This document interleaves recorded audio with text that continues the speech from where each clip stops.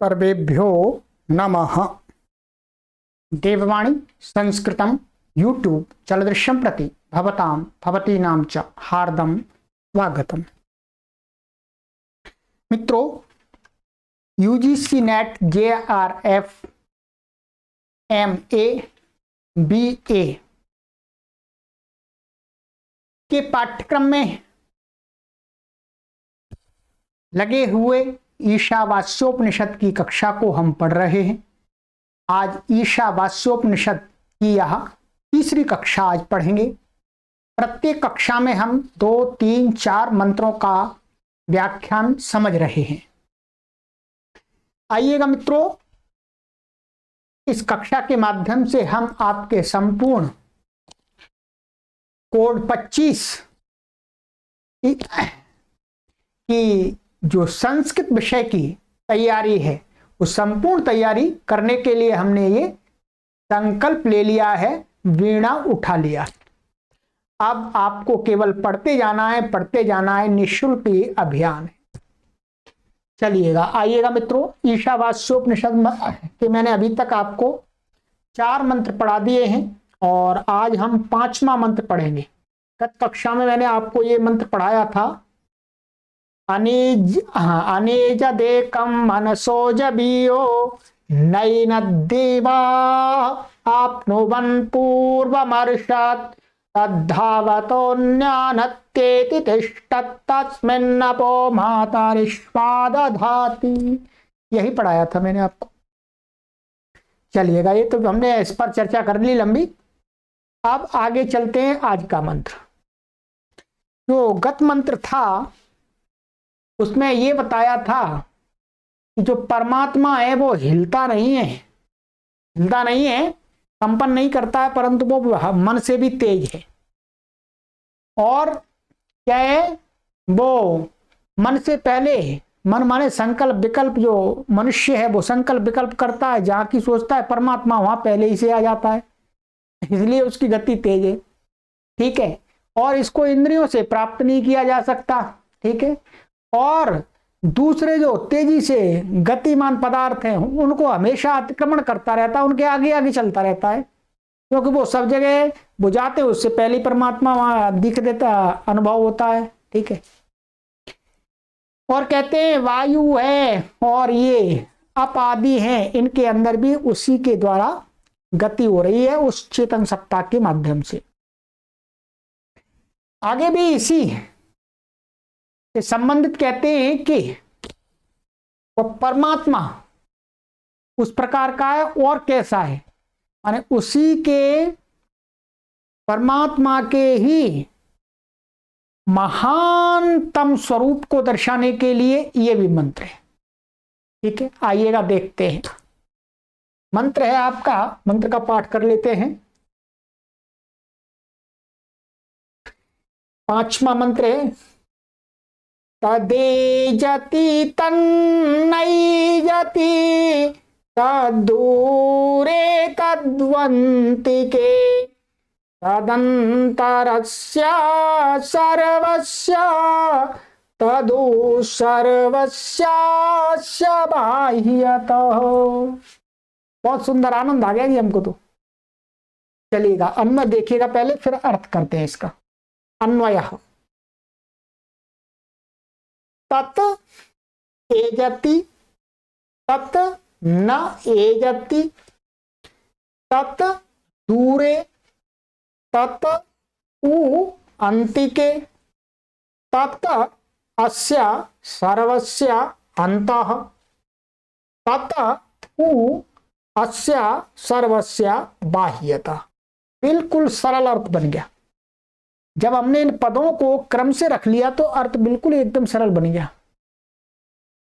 तत् का हर जगह अर्थ है, तत् का अर्थ है वह ब्रह्म,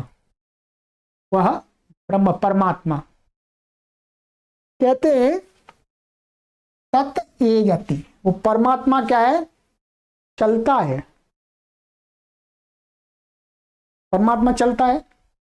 ठीक है, परमात्मा चलता है और तत् नैजति, वह चलता भी नहीं है।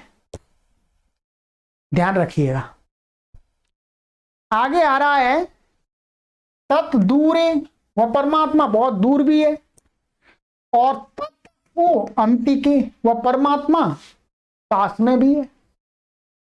या दो प्रकार के लोगों को ध्यान में रख करके बात की जा रही है, एक ज्ञानी और एक अज्ञानी। क्या? एक ज्ञानी और अज्ञानी। कहते हैं कि जो अज्ञानी लोग हैं, अज्ञानी लोगों के लिए तो क्या है, तत् एजति, वो परमात्मा चलता है, परमात्मा चलता है।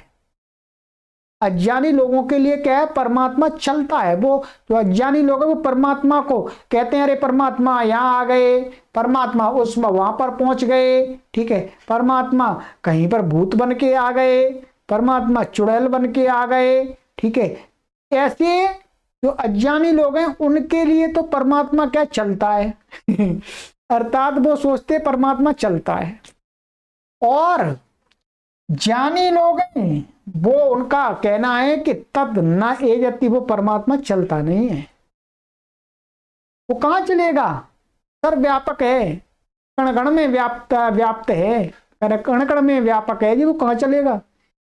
चलती तो वो चीज है जो एक दूसरे स्थान पर नहीं है, अभी जहां है वहां अगले स्थान पर नहीं है, वही तो चल सकती है। और जो सब जगह ही है पहले वो चलेगा कहां पर। ज्ञानी व्यक्ति कहता है परमात्मा नहीं चलता जी भैया, परमात्मा नहीं चलता, वो तो सब जगह है। और कहते हैं कि अज्ञानी व्यक्ति सोचते तब दूर है, अज्ञानी लोगों से तो परमात्मा बहुत दूर है, उनके आसपास उनको अनुभूति भी नहीं है। दूर का अर्थ है उनको अनुभूति नहीं है, उसकी कोई फीलिंग ही नहीं है, क्योंकि वो परमात्मा का कोई ध्यान चिंतन मनन नहीं करते। इसलिए अज्ञानियों के लिए परमात्मा बहुत दूर है, सारा जीवन वो उसके पास में नहीं आ पाते, परमात्मा उनके पास में नहीं आता। परमात्मा अर्थात वो परमात्मा के पास में नहीं जा पाते, परमात्मा दूर ही रहता है उनसे, क्योंकि वो कभी चिंतन ही नहीं करते। तत् वो अंतिके, परंतु जो ज्ञानी लोग हैं उनके हमेशा समीप में रहता है परमात्मा, क्योंकि हमेशा वो प्रभु का ध्यान करते हैं, प्रभु का चिंतन करते हैं, प्रभु की सत्ता को स्वीकार करते हैं और प्रभु के बताए हुए नियमों के अनुसार अपना जीवन बिताते हैं। तो इसलिए कहते हैं तत् वो अंत के, माने जो ज्ञानी लोग हैं उनके वह तत् माने वह परमात्मा उनके समीप में है, ज्ञानियों के। और कहते हैं तत् अस्य सर्वस्य अंतः तत् उ अस्य सर्वस्य बाह्यतः। कहते परमात्मा को कोई कैसा भी माने उससे कोई लेना देना नहीं है, ठीक है। कहते तत् माने वह, अस्य माने संपूर्ण ब्रह्मांड, अस्य सर्वस्व संपूर्ण ब्रह्मांड के, अंत माने अंदर है, कण कण में व्याप्त है। और कहते हैं अंदर ही नहीं है, कहते हैं तत् अस्य सर्वस्य बाह्यता, इस ब्रह्मांड के बाहर भी है। कुछ लोग ऐसे कह सकते हैं, तर्क उठा सकते हैं जी कि भाई परमात्मा अंदर अंदर है तो फिर बाहर तो है ही नहीं, तो वहां तो परमात्मा है नहीं, फिर सर्वव्यापक कैसे हो गया। इसलिए उत्तर दे दिया पहले ही कि अंदर भी है बाहर भी है, अब कुछ बचा ही नहीं, बताइएगा। यदि परमात्मा ब्रह्मांड के अंदर भी है और बाहर भी है, दोनों जगह, इसलिए परमात्मा से रहित संपूर्ण ब्रह्मांड में कुछ भी नहीं है। बहुत अच्छा बताया। परमात्मा की महानता, परमात्मा के विस्तार को बताया कि उसका विस्तार अनंत है, अनादि है, परंतु उसके विस्तार को ज्ञानी लोग अलग प्रकार से सोचते हैं और अज्ञानी लोग अलग प्रकार से सोचते हैं। तो स्पष्ट कहा कि परमात्मा अज्ञानियों से दूर रहता है और अज्ञानियों के चिंतन में नहीं आता है और ज्ञानियों के चिंतन में हमेशा बना रहता है। ठीक है, बहुत सुंदर है, सरल मंत्र। आइएगा दूसरा मंत्र देखते हैं, छठवां मंत्र। ये परमात्मा कहते हैं कि जो ऊपर वाला, जो उस रूप में परमात्मा को जानता है, परमात्मा जिसके पास में होता है, परमात्मा जिसके पास में होता है उसकी क्या स्थिति होती है। अब उसकी स्थिति का वर्णन का आरंभ हो गया। ठीक है, कहते हैं यस्तु सर्वाणि भूतान्यात्मन्येवानुपश्यति सर्वभूतेषु चात्मानं ततो न विजुगुप्सते। बहुत सुंदर है। आइएगा अन्वय देखिएगा, फिर अर्थ करते हैं।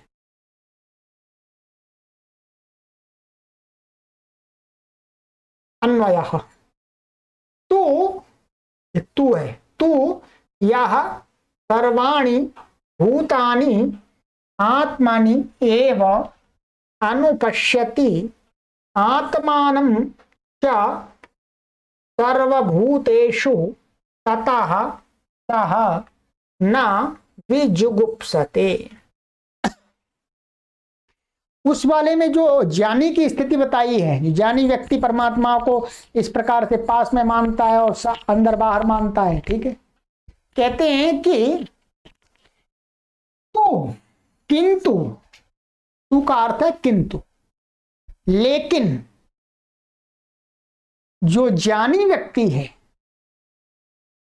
कहते यह सर्वाणि भूतानि आत्मनि एव अनुपश्यति।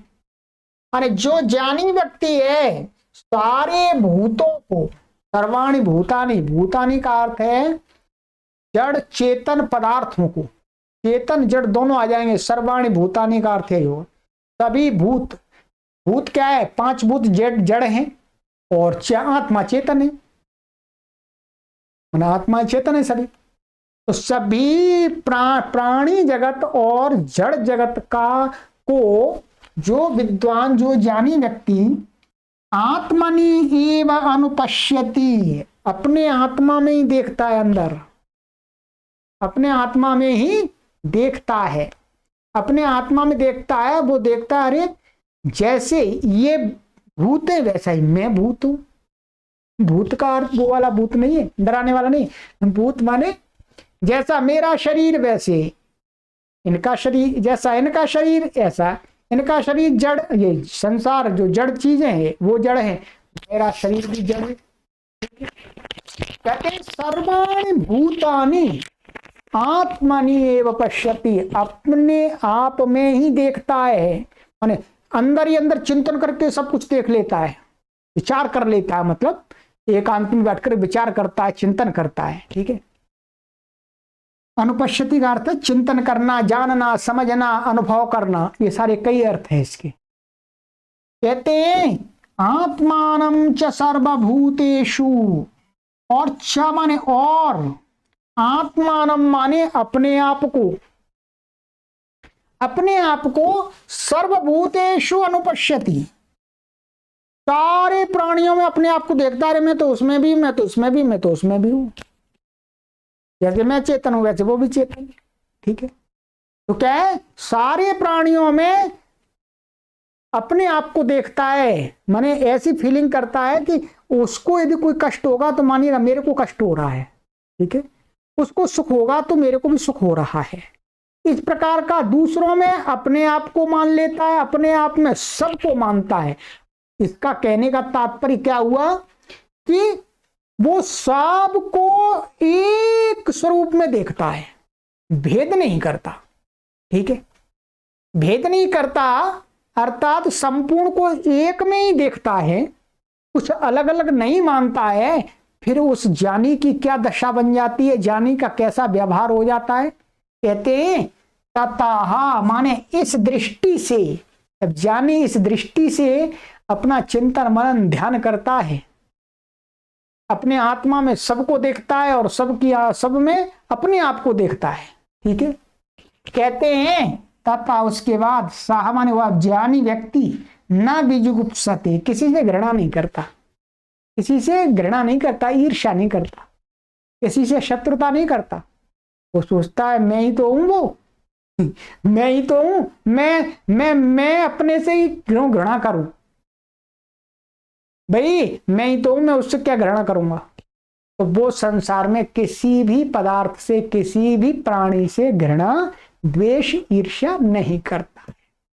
ये क्या है, ये बताया कि जो व्यक्ति इस संपूर्ण ब्रह्मांड को एकत्व में देखता है, वो क्या है, घृणा द्वेष ईर्ष्या से दूर हो जाता है, आत्मोन्नति के मार्ग पर चल पड़ता है। ये बताना चाह रहे हैं ऋषि मुख्य रूप से। ठीक है, तो यही है। तो क्या है, जो सब भूतों को अपने आत्मा में ही चिंतन कर लेता, देखता, अनुभूति कर लेता है और सब आत्मा अपने आप को सब भूतों में देखता है, वह किसी से भी द्वेष ईर्ष्या घृणा नहीं करता है। नहीं, आप करके देख लीजिएगा।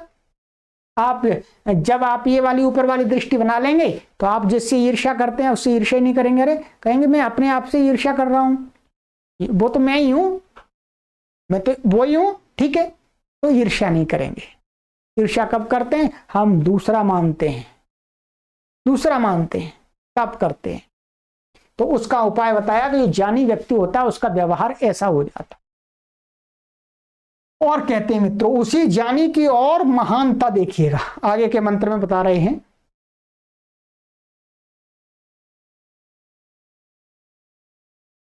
7वां मंत्र, यस्मिन् सर्वाणि भूतान्यात्मैवा भूद्विजानतः तत्र को मोहः कः शोकः एकत्वमनुपश्यतः। ठीक है, सरल है, बहुत सरल है। चलिएगा,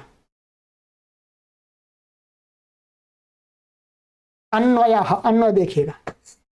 यस्मिन् विजानताः माने विदुषाः आत्मा एव सर्वाणि भूतानि अभूत् तत्र एकत्वम् अनुपश्यताः माने विदुषाः कः मोहः कः शोकः। कहते हैं जो ऊपर वाला जो ज्ञानी पुरुष है, ठीक है, कहते हैं और भी अपने उसका ही बताया जा रहा है, उसके ही गुण को, उसकी विशेषता को, कि यस्मिन काले, यस्मिन माने यस्मिन का अर्थ है जिस समय में, ठीक है, जिस समय में विजानताः विदुषाः, ये हमने अध्ययन किया है। विजानताः माने विद्वान व्यक्ति, माने ज्ञानी व्यक्ति, योगी व्यक्ति। विजानता माने विचार करता हुआ, अनुभव करता हुआ, फीलिंग करता हुआ। किसकी? आत्मा एव सर्वाणि भूतानि अभूत। जब जिस काल में वो सबको अपने अंदर देखता है और सबके अंदर अपने को देखता है, उस काल में क्या हो जाता है, वो जो आत्मा एवं सर्वाणि भूतानि भूत, उसकी जो आत्मा है वो ही सब भूत बन जाती है। इसमें एक विशेष बात का बताई जा रही है। वास्तव में ये अद्वैत का सिद्धांत इसमें यहाँ पर आचार्य शंकराचार्य के द्वारा बताया गया है। ठीक है, हम उसी दृष्टिकोण से इसको पढ़ रहे हैं, पाठ्यक्रम में जिस प्रकार पढ़ना चाहिए वैसे ही पढ़ रहे हैं। ठीक है, तो क्या है कि जब कोई भी विद्वान, चिंतक, विचारक अपने आप में सबको देखने लगता है और सब में अपने आप को देखने लगता है, तो इस प्रकार का चिंतन जब उसका जिस समय चलता है, जिस काल में रहता है, कहते हैं तब तो वो उसकी जो आत्मा है वह ही सर्वभूतानि अभूत माने हो गई। माने कोई भेद ही नहीं रहा, भेद रहेगा ही नहीं वास्तव में, क्योंकि वो देखेगा ही नहीं, वो उस एक चिंतन में लीन रहेगा, वो उसको भेद ही प्रतीत नहीं होगा कि मैं अलग हूं और वो अलग है, क्योंकि सबको अपने आप में देख रहा है और सब में अपने आप को देख रहा, मिला दिया उसने, एक सम दृष्टि को पैदा कर लिया। जब आप इस डीप चिंतन में चले जाएंगे, गहन चिंतन में, ठीक है, सब कुछ आपको एक दिखेगा, फिर आप उसमें भेद नहीं कर पाएंगे, तो आपकी आत्मा ही सब एक जैसी दिखेगी। उस स्थिति की बात है। ठीक है, और कहते हैं तत्र एकत्वम अनुपश्यतः विदुषा कः मोहः कः शोकः। तत्र माने तस्मिन् काले, उस काल में जब वो एकत्वम अनुपश्यतः माने सब कुछ एक ही है, सब कुछ ब्रह्म ही है, इस एक को देखता हुआ, एक को ही ध्यान करता हुआ अपने आप को सब कुछ भूल जाएगा। तो कहते हैं अनुपश्यता, विदुषा माने इस प्रकार से, अनुपश्यत माने अनुभव करते हुए उस विद्वान का, उस चिंतक का, उस विचारक का है मोह। मोह किससे रहेगा? मोह कब होता है? जब भेद होता है। मोह में मेरा तेरा होता है, और जब मेरा तेरा ही खत्म हो गया, सब कुछ एक ही बन गया, एक ही बन गया, उसको अपने अस्तित्व का ही वो बोध नहीं है, वो तो सब कुछ एक फीलिंग चल रही है, शांत। इस प्रकार से समुद्र शांत हो जाता है, उसी प्रकार से मन के विचार भी शांत हो जाते हैं, उस स्थिति की बात हो रही है। तो कहते हैं कि काश मोह, भाई कौन सा, किससे मोह करेगा? उस अवस्था में कोई मोह नहीं है, किसी से कोई मोह नहीं है। मेरा पुत्र है, मेरा पुत्री है, मेरा बेटा है, मेरा भाई है, मेरी माता है, मेरा पिता है, मेरा चेला है, मेरा चेली है, मेरा गुरु है, और मेरी वो आचार्य है, कुछ भी कोई मोह नहीं होता उस अवस्था में, हो ही नहीं सकता। कहा शोक, और कोई शोक भी नहीं होता। को हमारे पूर्वज मर गए जी, अरे ऐसा हो गया, वो हो गया, ये हो गया, कोई शोक भी नहीं होता, कोई भी दुख नहीं होता। जिस अवस्था में ज्ञानी एकत्व माने एकपन को देखता है, समुद्र की शांति के समान शांत देखता है ध्यान में सबको, तो उस अवस्था में यही स्थिति बन जाती। आप अनुभव करके देख लीजिए, ठीक है। तो कहा कि ज्ञानी उस ब्रह्म में इतना लीन हो जाता है, फिर उसको कोई शोक और कोई मोह नहीं होता, अर्थात वो उनसे रहित हो जाता है, तो शोक और मोह उसके नष्ट हो जाते हैं। कब? जब उस ब्रह्म के साथ उसका सायुज्य हो जाता है, मिलन हो जाता है, उसका चिंतन कैसा हो जाता है? एकत्वम, एक को देखने वाला हो जाता है, भेद को मिटा देता है जो, ठीक है। चलिएगा, ये आपका ये हुआ, आपके 7 मंत्र हो गए मित्रों, 18 मंत्र हैं। आगे की कक्षा में 3-4 मंत्र इसी प्रकार से और जल्दी जल्दी आपको पढ़ाएंगे। फिर आगे के सभी उपनिषद कराने, 6 उपनिषद हमको आपको जल्दी से समाप्त कर देने, जिससे हमारे यूजीसी नेट के सभी विद्यार्थी आराम से तैयारी करते रहें। ये करोड़ों लोगों के काम आएगी, क्योंकि यूजीसी के पाठ्यक्रम में ये वाला जो पार्ट है ये कभी भी हटेगा नहीं। संस्कृत के पाठ में से कभी नहीं हटेगा।